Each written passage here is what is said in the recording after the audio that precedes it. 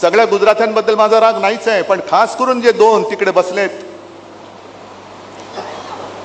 त्यांना कल्पना नाही महाराष्ट्र. हो, त्यावेळेला पंतप्रधानपदी नेहरू बसले होते आणि उघड्या गाडीतून नेहरू फिरायचे नेहमी.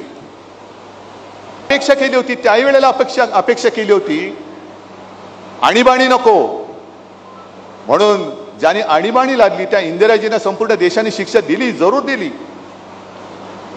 पण नंतर जनता पक्षाने जे काय देशाचे झिंडोडे वाट लावली, मग त्याच देशाने त्याच जनतेने पुन्हा इंदिराजींना पंतप्रधानपदी बसवलं. याचं कारण संधी दिली होती, पण संधीचं सगळं चिखल करून टाकला, माती केली आहे. आणि त्या सगळ्या घडामोडीतनं आज जे आपल्याला हिंदुत्व शिकवत आहेत ते बाहेर पडले. बोगस जनता, आपलं भारतीय जनता पार्टी म्हणून. एकूण जर काहींची वाटचाल पाहिली तर खूप खोलामध्ये जाते.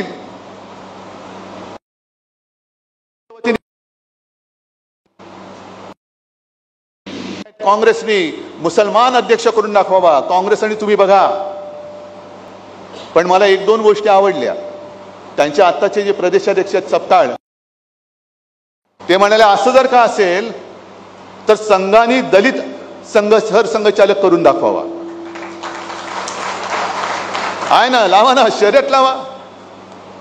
आणि आता या येत्या वर्षामध्ये संघाला सुद्धा 100 वर्ष होत आहेत. काँग्रेसला किती वर्ष झाली? 125-150. मग साधा एक आपण हिशोब मांडूया. संघाच्या आतापर्यंतचे सगळे सरसंघचालक, त्याच्यामध्ये कोण दलित होतं, कोण मुसलमान होतं, आणि काँग्रेसचे काढा आणि ठेवा लोकांसमोर. पण लोका सांगे ब्रह्मज्ञान आणि स्वतः कोरडे पाषाण.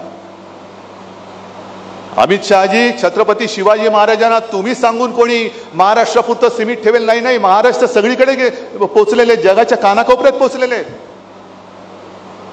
पण खरोखर तुम्हाला जर का त्यांच्याबद्दल आदर असेल तर शिवजयंतीला देशभर सुट्टी जाहीर करा देशभर. आमच्या देशाचं दैवत.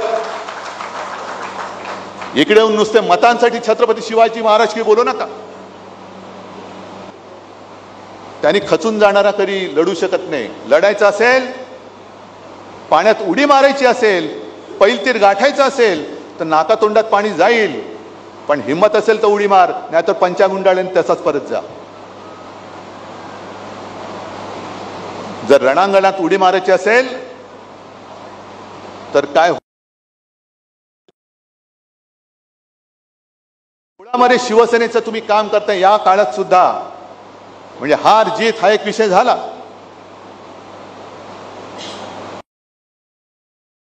आपण मुळामध्ये काम कशासाठी करतोय हे सगळ्यांनी ठरवलं पाहिजे. मगाशी त्या शिवसेना प्रमुखांच्या वक्तव्यामध्ये बबनरावांचा उल्लेख होता. तसे सगळे जुने कार्यकर्ते आहेत. अगदी चंद्रकांत खैरे सुद्धा. काल परवाकडे बातमी आली, खैरे साहेब नाराज, चालले. जा, कुठे जात आहे? जाऊ शकत नाही ही माणसं, जाऊ शकत नाही. पण काय करायचं की एक कुठलं तरी वाक्य घ्यायचं आणि त्याचा पराचा कावळा करून टाकायचं. चालले, कुठे चालले? आज सगळे माझ्या सोबत आहेत आणि माझ्या सोबतच राहणार आहेत.